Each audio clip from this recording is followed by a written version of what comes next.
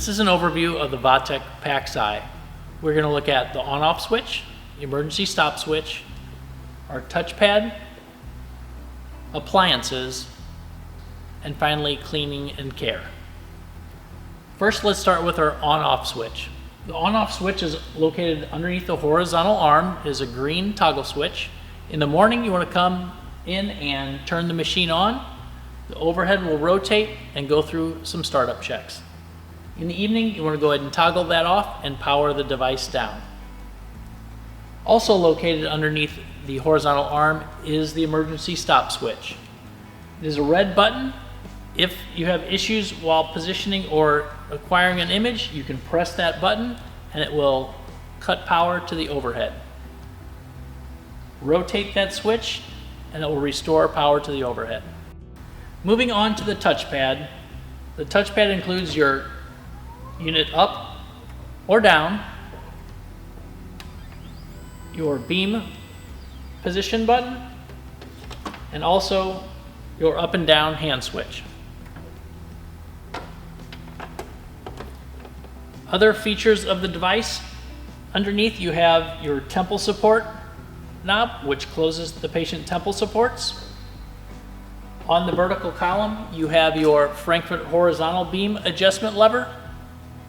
And finally, your canine beam adjustment lever is a slide on the side of the device. Next, let's look at our appliances. Bite stick here in the device. The device also includes an edentulous cup, which also fits in the chin rest. And lastly, your TMJ or sinus appliance.